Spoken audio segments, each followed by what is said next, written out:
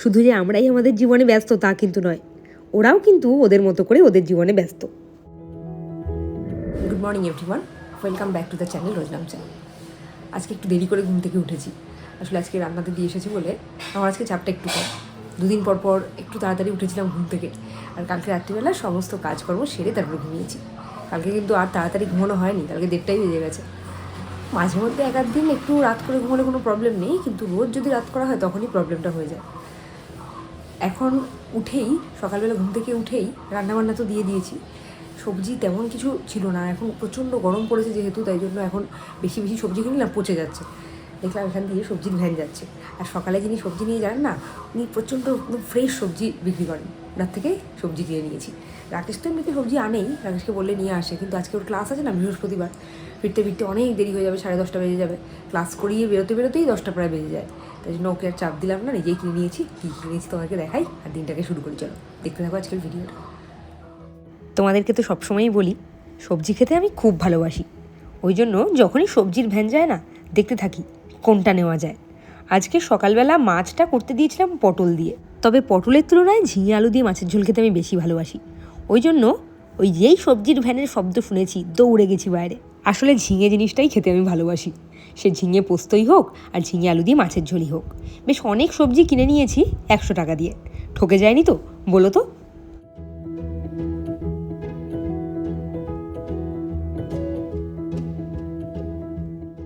আমার বারান্দায় না দুটো স্নেক প্ল্যান্ট আছে, এগুলো ছোট টবে আছে তাই খুব ছোট সাইজ। ভাবলাম যে এগুলোতে একটু জল দিই, খুব একটা জলের দরকার হয় না, কিন্তু এখন যা গরম পড়েছে আমরাই শুকিয়ে যাচ্ছি, গাছগুলো তো শুকোবেই। একটু জল দিয়ে বাইরে রাখলাম, যখন বেরোবো তার আগে আবার নিজের জায়গায় রেখে দেবো। গাছের শখ তো খুবই হয়, কিন্তু মাঝে মধ্যেই ঘুরতে চলে যাই, তখন গাছগুলোর তদারকি কে করবে সেই ভেবেই আর কিনি না। আজকে উঠে গেছে জনক। জনক কাঁচা মাছ খাবি না? কে খায় বলতো? ভূত পেতনিরা খায়, খাবি? তুই তো ভূত। আমি ভূত না বলছি, এগুলো মাছের গায়ে লাল লাল কি ব্লাড। আর মাছগুলো কাটছে, এগুলো কাঁদছে, ঝনকের পেটে চলে যেতে হবে করে কাঁদছে। আমার ঝনকটার না জানার আগ্রহ খুব বেশি, নতুন কিছু দেখলেই শুধু জিজ্ঞেস করতে থাকে এটা কি ওটা কি। শুধু নতুন নয়, পুরনো জিনিস দেখলেও জিজ্ঞেস করে। কতবার যে আমাকে জিজ্ঞেস করেছে মাছের গায়ে যে লাল লাল মতো আছে ওগুলো কি। ও কিন্তু জানে, তাও জিজ্ঞেস করতে পছন্দ করে। রান্নার দিদি তো খুব তাড়াতাড়ি করেই কাজকর্ম করছে, আজকে একটু সকাল সকালেই এসে গেছে। অনেক দিন থেকেই ভাবছিলাম একটু ওয়েটটা মাপি, আজকে দেখলাম সকালবেলা একটু হাতে সময় আছে, তাই জন্য ওয়েট মেশিনটা বের করলাম। সকালবেলা একদম খালি পেটে যেই ওয়েটটা তুমি দেখতে পাবে সেইটাই হলো তোমার আসল ওয়েট। আজকে যখন ওয়েট করছিলাম ঝনককে একবার ডেকেছি। আসলে ঝনক তো এখন সংখ্যাগুলো ভালো পড়তে পারে, দেখলাম চেষ্টা করে ও বলতে পারে কিনা। হ্যাঁ, একদম ঠিকঠাক ওয়েট বলে দিয়েছে আমার, এমনকি নিজেরটাও দেখে বলে দিয়েছে ওর ওয়েট কত।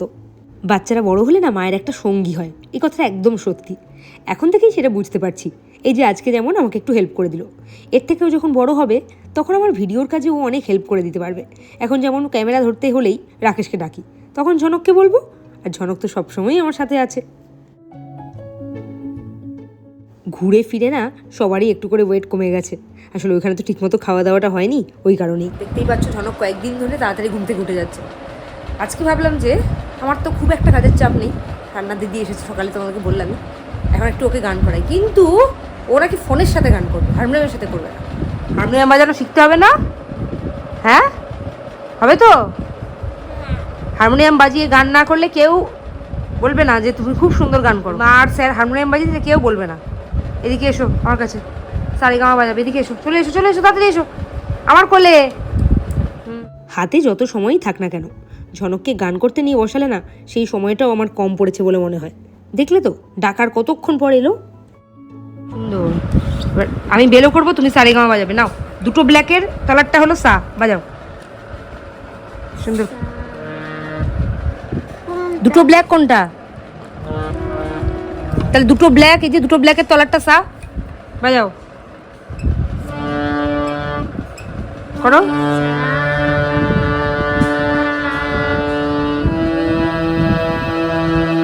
গলা ছেড়ে।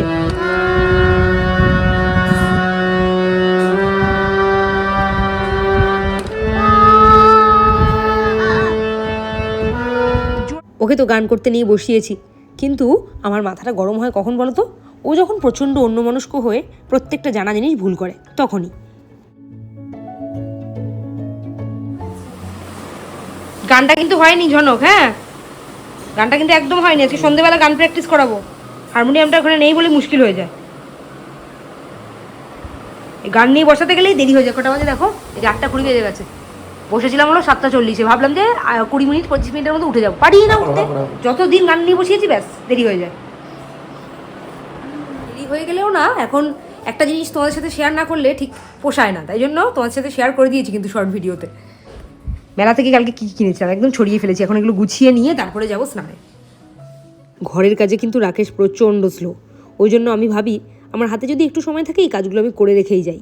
আসল ব্যাপারটা কি বলো তো, ছেলেদের কাজ আমাদের পছন্দ হয় না, যতই গুছিয়ে করুক না কেন। এই এই ছেলে কি ঢোকাচ্ছি ব্যাগের মধ্যে? কাগজ করানির মতো।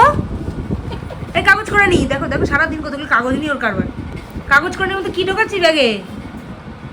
এই দেখো কয়েকটা পেন্সিল খুঁজে পেয়েছি। দেখি, লিখবি তো না, পেন্সিল দিয়ে কি করবি? এগুলো আমি যাই চেরিবেরিকে দিয়ে দেবো। না না আমাকে দাও। এগুলো চেরিবেরিকে দেবো। না না আমি দেবো না। কেন দেবে না? কেন আমার পেন্সিল কেন দেবো? কেন দেবে না? কেন দেবে না? ঝনকটা না ইদানিং খুব হিংসুটে হয়ে যাচ্ছে। আগে কোনো কিছু দেওয়ার ব্যাপার হলে এই রকম রিয়্যাক্ট করতো না। এটা কি নর্মাল নাকি ও একটু বেশি করছে সেটাই বুঝে উঠতে পারলাম না। সে যাই হোক, ঝনককে এবার পড়তে পাঠিয়ে আমি চলে যাব স্কুলে। খাচ্ছ?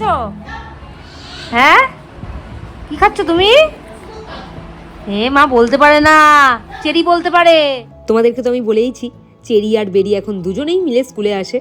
আর চেরি তো এখন খুব পাকাপোক্ত হয়ে গেছে, স্কুলের সাথে একদম নিজেকে মানিয়ে নিয়েছে। তবে বেরিটা এখনো মানাতে পারেনি। চেরি আর বেরি দুজনেই একটা জিনিস দেবো। চেরি বেরি নাও না, একটা একটু পরে। চেরি বেরি নাও তোমার দুজনের।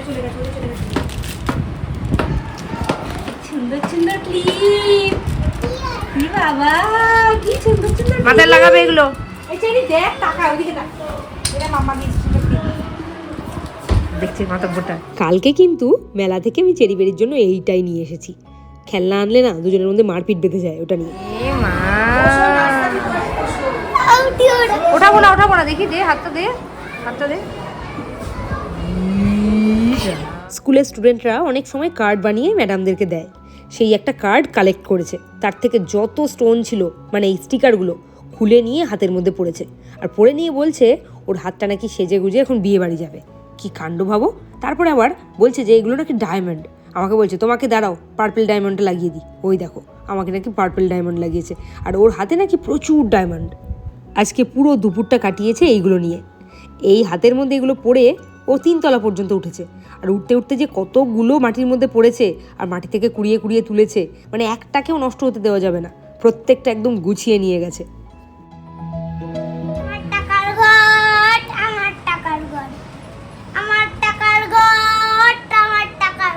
ঝনক যখন ঘুরতে গেল, দাঁড়াও, ঝনক যখন ঘুরতে গেল, ঘুরে ফেরার পর ওর ইচ্ছে হয়েছিল আবারও ঘুরতে যাবে। তখন ওর বাবা ওকে বলেছে যে তোর টাকা আছে? তখন বলছে হ্যাঁ আছে তো, তোমার কাছে আছে, তোমার থেকে দাও।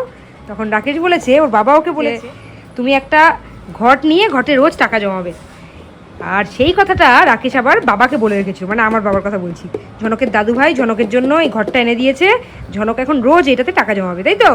তারপরে যখন ঝনকের অনেক টাকা জমে যাবে তখন ঝনক কি করবে? সব পয়সা রোজগার করব।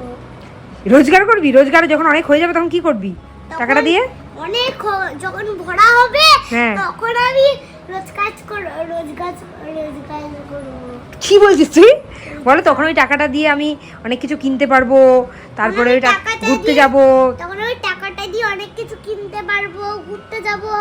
বাবালি, টাকাটা তখন ও রোজগার করবে। ক্যাবলা ক্যাবলাটা ক্যাবলাটা আমি এটা টাকাটাকে রোজগার করব। আচ্ছা রোজগার করব। My mother's name is Torsha Bhattacharya. বুঝতে পেরেছো তো? এবার বলো, what is your name? What is your name? My Rakesh Bhattacharya. কি বলছিস তুই? উল্টো পাল্টা। This is your pen. এই দেখো দেখো দেখো, দিস ইজ ইওর বটল। মানে কার বোতল এটা? Beer. This is your bottle. Your মানে কার, আমি তোমাকে দিচ্ছি, তাহলে কার বটল? আমার। এই আমার ইংরেজি হচ্ছে মাই। তাহলে তোমার নাম বলো, হোয়াট ইজ ইয়োর নেম বলেছে, তাহলে মাই নেম বলবে। ইংলিশ টিচার এখন মাই নেম পাগল হয়ে যাচ্ছে। রাকেশ ভট্টাচার্য। তোর নাম কি রাকেশ ভট্টাচার্য? ইচ্ছে করে বদমাইশি করছে। তোর নাম রাকেশ ভট্টাচার্য? এই দিদাকে বল আর পুলিশকে ফোন কর। বলো what is your father's name দেখি।